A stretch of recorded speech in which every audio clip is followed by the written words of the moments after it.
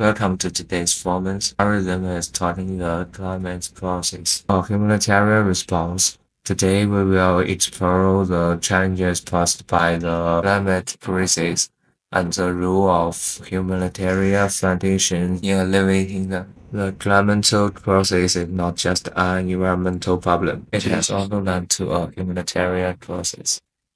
According to the United Nations, the climate process is already costing lives and property, forcing us to take urgent action. For example, the United Nations reported in 2023 that the extreme weather events caused by climate change have increased by 80% in the past 2 decades. The first question is, how does the climate process lead to a humanitarian process? Impacts the impact of the climate process. Point one, evidence.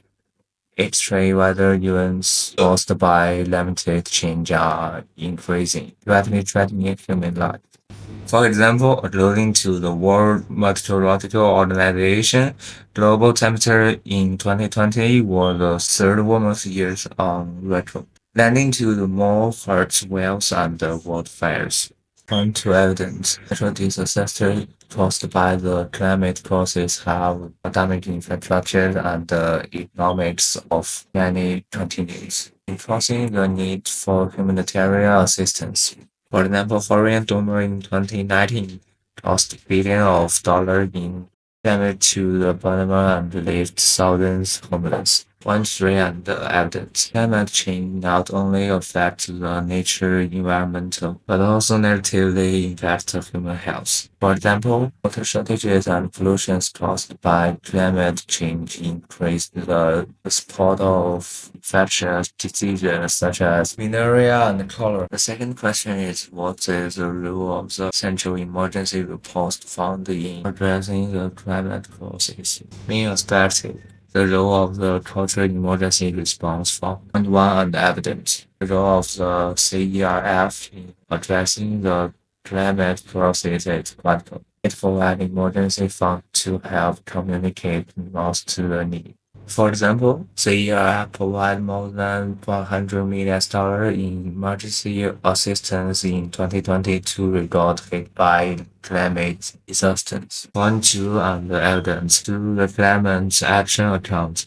CERF is able to attract more funding to advance the climate process, ensure that assistance can be provided quickly during emergency. According to the United Nations, the authority raised more than 15 million in its first years of operation. Point three and evidence. CERF also help different countries and regions share resources and experience to better address the climate process by promoting global collaboration. For example, CERF has partnered with the World Bank to create a global climate risk database to help countries present and respond to climate risks. Third question is, what is the specific impact of the climate process on the global community? Main aspect, future precautions and current responses. Point 1 and evidence 1. Future precautions involve boosting community resilience and improving infrastructure to tackle upcoming climate challenges. For example, CERF is supporting projects focused on building more resilient infrastructure to withstand future extreme weather. Point 2 and evidence 2.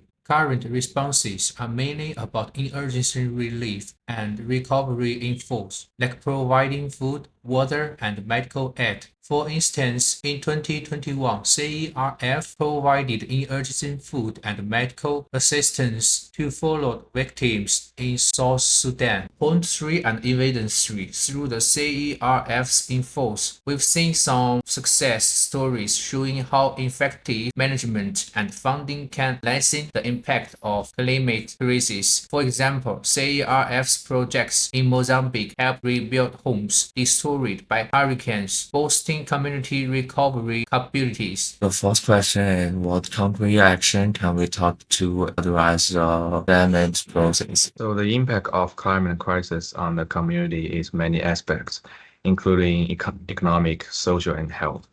So the instance of floods and extreme weather have destroyed the life and livelihood of community.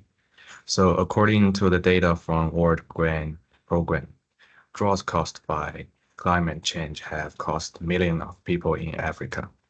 So the second point is the affected communities often lack sufficient resources to deal with these disasters. So international assistance is required to restore and rebuild.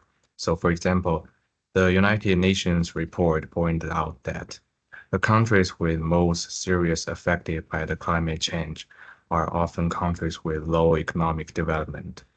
So with the support of the CERF, these communities can get the required aid fast to reduce the negative effects of climate disasters.